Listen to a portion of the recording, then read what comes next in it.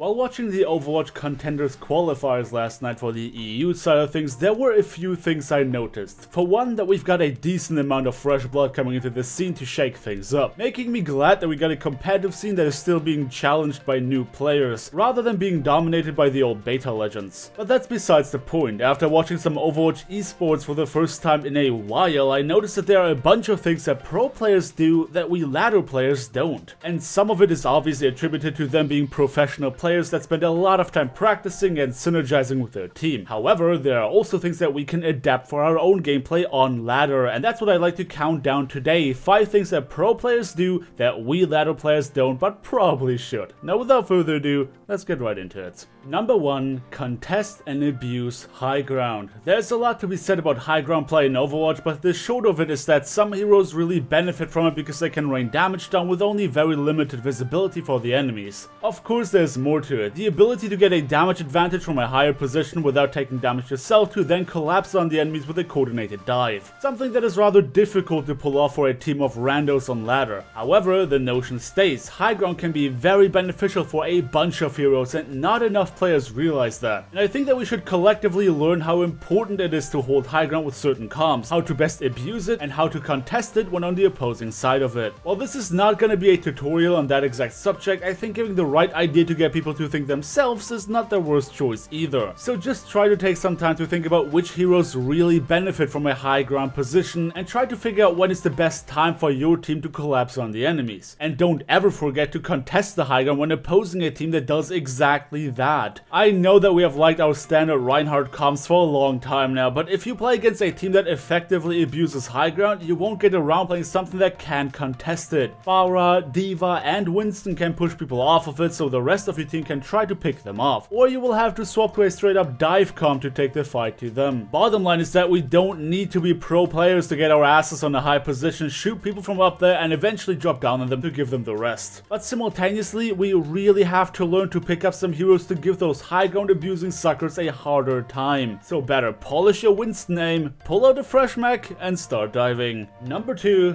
Focusing targets. Now this is something that should be very obvious.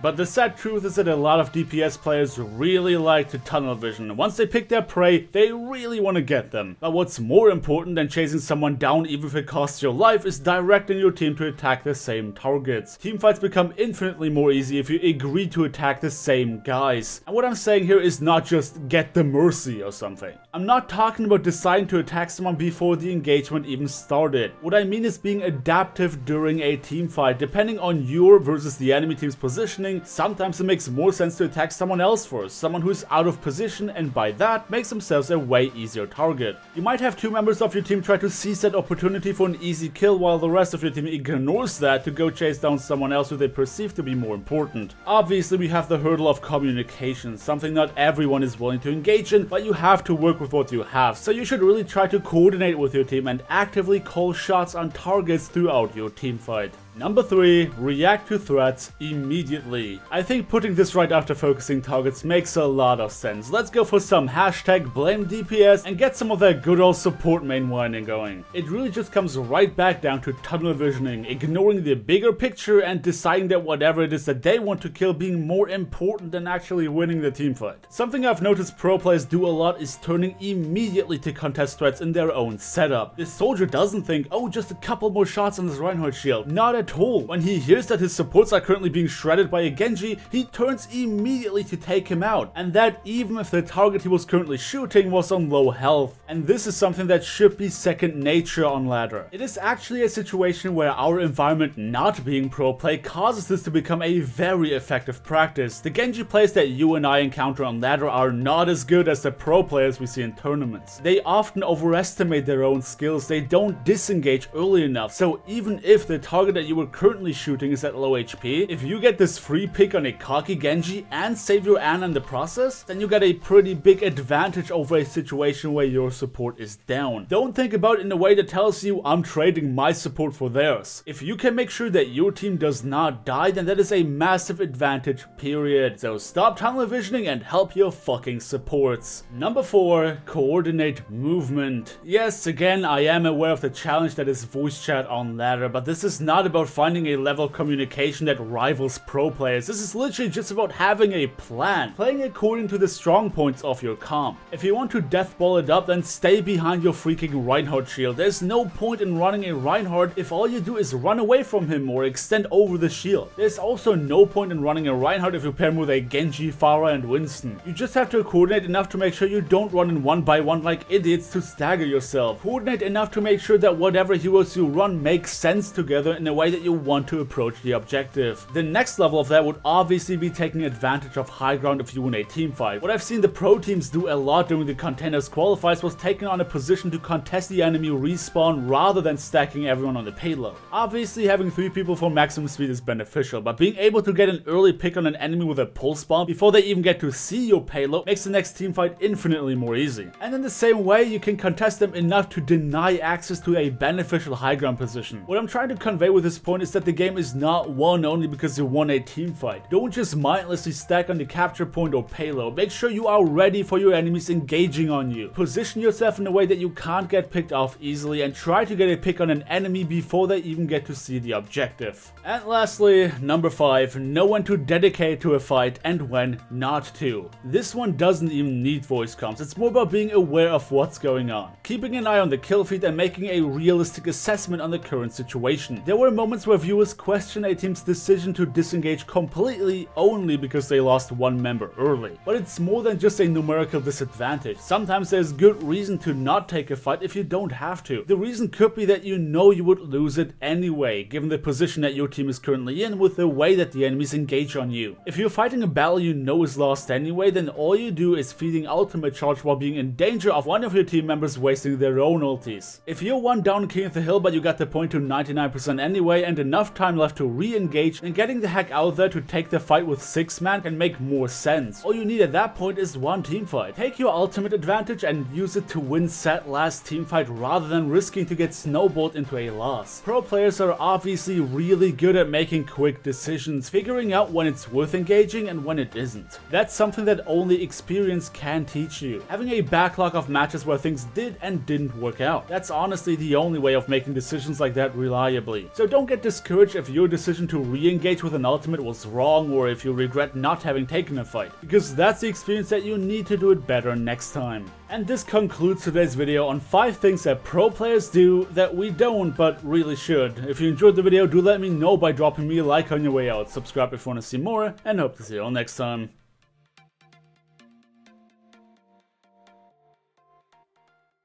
That's the prediction. Nice. I'm dead. Oh, thank you. He missed. I got you, fam. I got you. Oh, nice job. I'm back. Pro Lucia. Got a gold weapon now. Lucia. Alright, never mind. I'm fucking feeding.